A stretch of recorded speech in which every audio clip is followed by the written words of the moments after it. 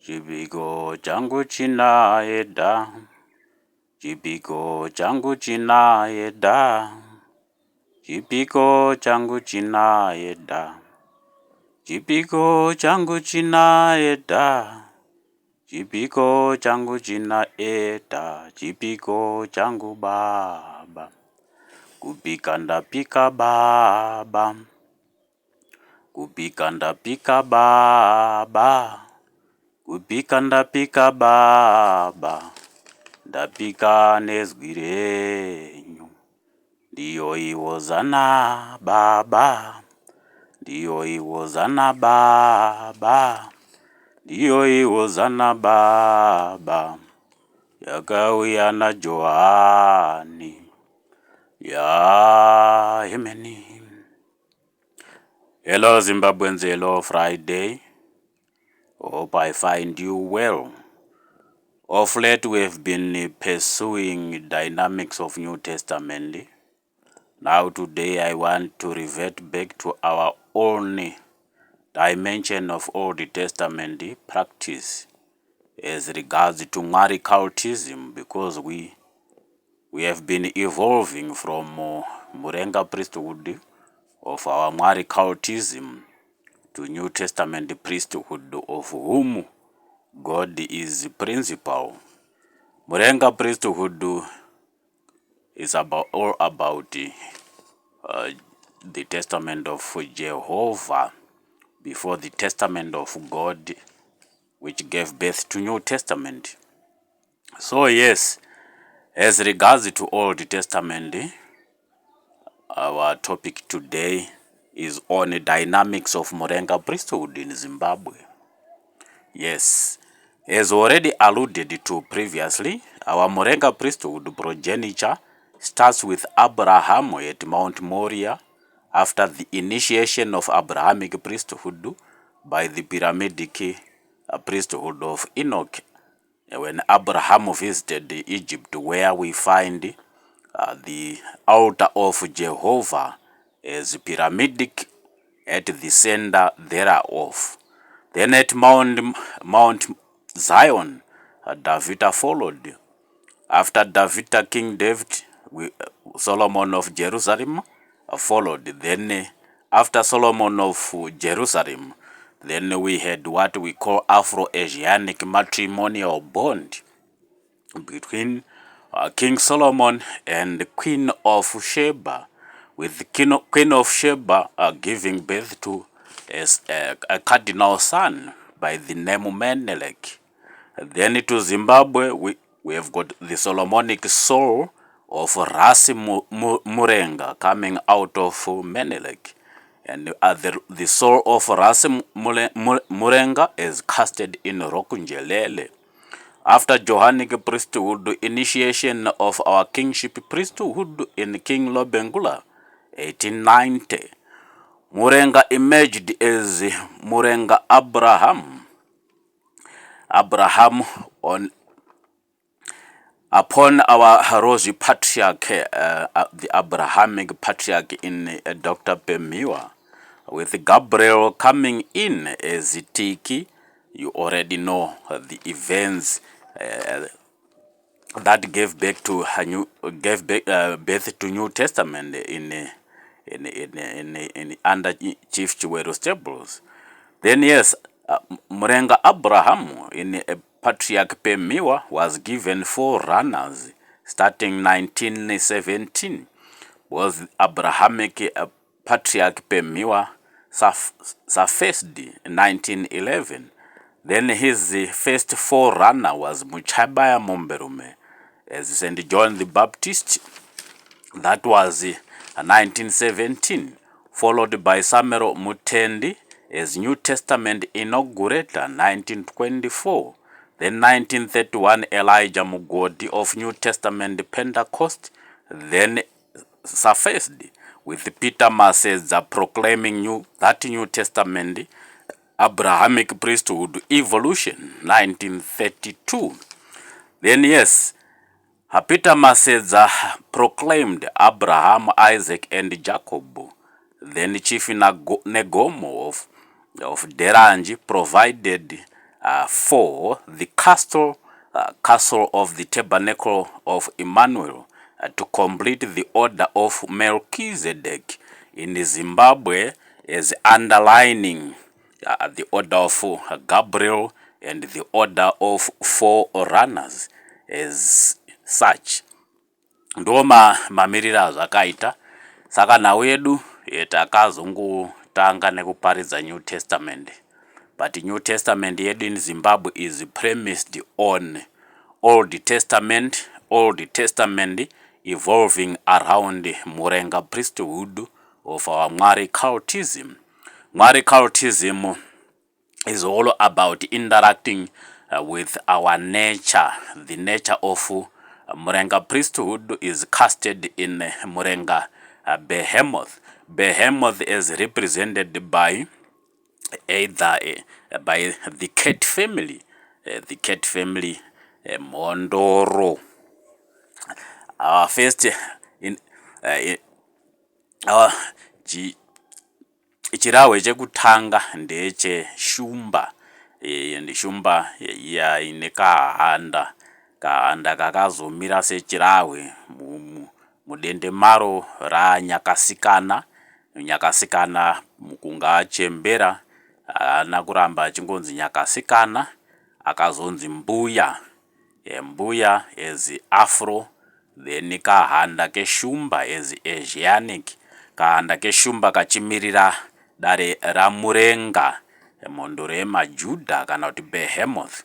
Munomu it's equivalent to shumba. Shumba inoera wana nehoreka, kureva kuti munomu tinenge takutaura zvemhondoro seshumba, but kumaJudha uko they talk much about behemoth and the nature of Leviathan, which is Oceanic in Leviathan. From the Oceanic Leviathan we talk again of the cat family in leopard, as localized tinonga takuti simboti. Saka that's the nature of our statehood in Murenga priesthood evolution. Tinenge tina Chiera is our aquatic Leviathan, tina Murenga is our Afro Asianic behemoth. In fact, it's Asianic behemoth, mondoro yemaJudha. Then Gambiza Chinjanja, and anenga kuita come in as the provider of our gross domestic product sustenance. Saka trajectory yeupfumi wedu is upwards kana tina Gambiza. Saka panguwa ino Gambiza ari kurwisana nema foreign occults. Foreign occults akatuya their currency of significance yatinoti United States dollar. Saka nawo yapo ndeyekuti matangwe, mitumbi mitatu yematangwe igare pasi. Takataura nezvayo. Mitumbi mitatu yematangwe edu inoti dangwe kumasowe ndiye anonzi Nevanji, Mondoro uko kwaNyamweda, tozoti dangwe murushanga ndiye ana Rasi Changa vane ndaza yavo vanotoremekedzana kuJohani Masowe State. Johani Masowe State of Manyani ndo kune rushanga rwedu rwezvitata zvakanamatwa Great Zimbabwe. Then tobva tati dangwe rechimurenga. Dangwe rechimurenga ndiye anenge ari president kana kuti head of state kana kuti commander in chief. Saka matangwa aya tinoda kuti abatane nokuti vane mbiya dzekuti dzikabatana nyika ino prosper. Kureva kuti tine mbiya ina Mnangagwa His Excellency Dr. ED as commander in chief. Tine mbiya yedu ina Solomon Sanevanji weJohani Masowe. Tobva taita mbiya yedu ina Rasi Changa. Mbiya idzi dzese idzi dzine dzakarongedzwa muHighfields. Kureva kuti muHighfields ndo mune mitumbi mitatu yedu, magariro, tsika nehunhu. Takati magariro edu is political muchirungu, tsika dzedu is traditional muchirungu, hunhu hwedu is religious muchirungu. Saka mitumbi mitatu iyi payakaiswa muHighfields, tarisiro yanga iri yekuti Rasi Changa pavakagara dare na semurevhi wenyika, munaziri wenyika, pawakagara dare na baba wedu Comrade Robert Gabriel Mugabe achipiwa schedule ye-atonement schedule nematare aifanira kuzotungamira mukurapanurwa kwenyika. Havana kungopuhwa izvozvo bedzi, akapuhwawo nechitata. Chitata ichocho akangonzi afano kuchigara, ndo chitata chakazopuhwa baba wedu Mnangagwa gore ra2017. Haana kungopuhwa chitata bedzi, akapuhwawo chitata ichocho chiine mbiya yenyika. Mbiya yenyika, mumbiya yenyika ndo manga muine zambara re-independence. Saka kureva kuti mbiya ina His Excellency Dr. E.D. Mnangagwa imbiya ye-independence, mbiya ina baba wedu anevanji kumasowe, imbiya yedombo. Mbiya iyoyi, mbiya yedombo inowanikwa muHighfields. Tikasvika paJohani Masowe echishanu Highfields takambotandara tiripo paya pa caucus meeting yatinoti aquatic caucus meeting, patakataura kuti pane miti iripo yakamisikidzwa semirahwe, sezvirahwe, miti ine ndimi, ndimi yerushanga takainhonga iri mumutsamvu, rushanga rwakanamatwa kuChiweshe, ndimi yakabva muushe hwaShe Chiwero, takainhonga iri mumuonde. Tikati ndimi idzidzi ndo dzinopingudza, ndimi iri mumutsamvu inopingudza ndo yakashandiswa kupingudza makombwe, ndimi iri mumuonde ndo yakashandiswa kupingudza magaradziwa. Tikati mumutsamvu mune badza ririmo, tikati mumuonde mune badza ririmo. Badza riri mumutsamvu ibadza rengoni, badza rengoni kunyika. Badza riri mumuonde ibadza remweya kunyika.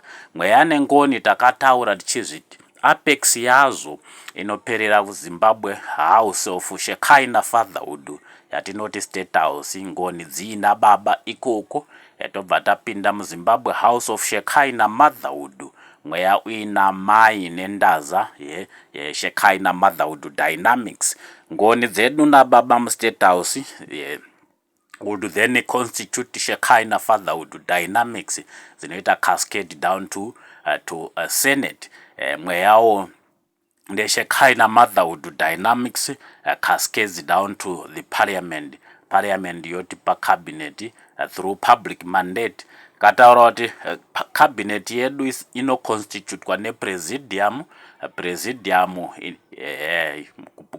inenge yapuwa members of parliament na political matron, ndiye anoenda akatungamira members of parliament. Chiti mukunda wenyika ndiye ane zambara rinotipinza musikiro rematare kuState House, kureva kuti vanenge vavhoterwa nevanhu vanozarurirwa zambara rinopinda musikiro rematare kuState House, vanozarurirwa nemukunda anobva pandaza inochengera chipfuwa chenyika kumazowe, kureva kuti takataura nezvamanzou. Wakumikidzwa members of parliament presidium inoconstitutwa around vatongi ndiyo yatinoti state triumvirates.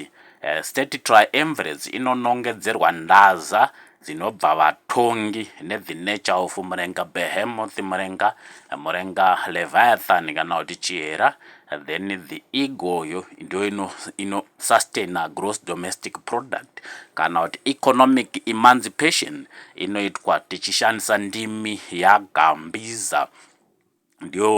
Ndiye ane chifembero chepavete ndarama, kureva kuti kana tichida zveupfumi rinotandara nendimi yaGambiza. Ndimi inotaura nemhepo, indimi the Cat family as led by the leopard Simboti of our localized Shekinah priesthood. Saka ndo mamirira zvakaita. Presidium yasarudzwa nevatongi kureva kuti iyo presidium inenge ya proxy state triumvirates inenge ichipiwa simba ne state triumvirates vanobva vanowanikwa mustate yedu yatinoti Rushanga, kureva kuti tine mitumbi mitatu yerushanga kana kuti ma-state fortresses. Zvamira zvakadaro kureva kuti the nature of our statehood, and that's the premises of our Old Testament. The nature of our country would then be ndio inenge yako ya New Testament. Makazvinzwa kuti Zimbabwe is a Christian country, but as a state inenge ichinzi it's a Jesuit state as of 1560. As a country, it's a Christian country as of 1980. Pakagamuchidzwa Comrade Robert Gabriel Mugabe zvese zvine chekuita nenyika, rosary yenyika ndo vakashongedzwa, atonement schedule yenyika ndo vakapuhwa, mbiya yenyika, mbiya yeindependence ndozve vakapuhwa, musamaria wezvirahwe yatinoti national flag ndozve wakapuhwa. 2017 ndo pakazonzi chitata chichigarwa na Comrade ED watinoti His Excellency Dr. ED Mnangagwa, ndokubva vanzi saizvozvi mbiya yavakabata muruoko, mbiya yeindependence hairarame yega, inokutana nembiya ina Nevanji kumasowe, nembiya ina Commander General wenyenyedzi nomwe dzatakati ndo ma 7 cardinal stars of salvation dzakabva kuSalvation Army. Paya patairongedza ma-conventional churches tichiaita domesticate, patakati isusu Anglican muno muZimbabwe ndio inoconstituta the bulk of Johan Masowe orature. Tobva tati Salvation Army ndio inoprovider Johan Masowe with ma-generals anochengera, kureva kuti nyenyedzi nomwe ndo ma-commander generals Johan Masowe. Tobva tati Methodist ndo kune ndaza yana amai vanoti vakira dende maro, kureva kuti tinenge taakutaura zveguta raJehovha naMother Teresa Nyamushanya Chaza. Saka nhau yapo yanhau yekuti Nevanji asiri Nevanji wekumasowe bedzi, kureva kuti Nevanji sedangwe kumasowe, Nevanji sedangwe renyika, Nevanji sedangwe rerushanga ndo vakufanira kukumikidza mitumbi mitatu yembiya dzenyika kuti nyika irege kuramba ichitatarika, nekuti tikasadaro tichasangana nerinonzi gwatakwata, taakumhemhaira isu tiine mbiya dzizere tsananguro dzinosunungura nyika. Nyika yovakirwa dendemaro kumitumbi mitatu: dendemaro redu political, dendemaro redu traditional, dendemaro redu religiously. Kureva kuti tinenge tichitaura zvema-atonement chamber circuits atakataura nezvavo. Ma-atonement chamber circuits atakati they create a soft landing, nekuti rushanga rwemadzishe kana nyenyedzi yarumurwa ikoko inouya munyika, kana rushanga rwepolitics rwechimurenga, nyenyedzi inenge yarumurwa ikoko inouya kusikiro rematare, nenyenyedzi inobva murushanga rwezvitendero religious fortress kana yarumurwa inouya kusikiro rematare. Ndo nhau yaida kupereterwa nababa wedu Sandros Nhamwe Ebonde paakasiya chirahwe chenyenyedzi nhatu Panyatsime, kureva kuti nyenyedzi ine magariro edu, nyenyedzi ine patsika dzedu, nenyenyedzi inoti ropafadza, kureva kuti ndo nyenyedzi nhatu dzenyika dzakasiyiwa dziri muchirahwe Kunyatsime nababa wedu Sandros Nhamwe Ebonde.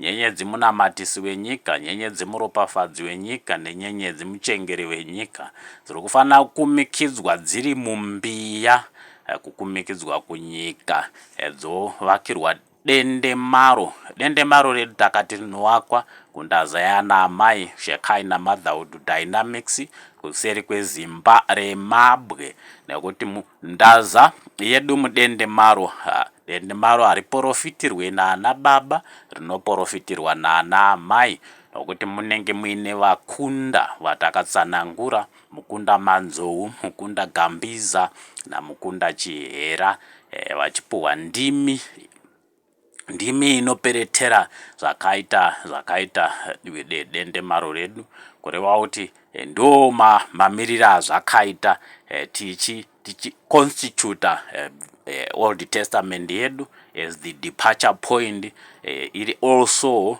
the premises of our New Testament in Zimbabwe. Saka New Testament yakazotangawo 1917 paakauya Johani Maranga achiti ndini Johani Mubhabhatidzi, kureva kuti rakanga tapinda muNew Testament, asi Old Testament yedu ndiyoyo ine the order of murenga priesthood kusvika pana baba Abrahama pemhiwa 1911 ndo pakabva paparira Old Testament orature.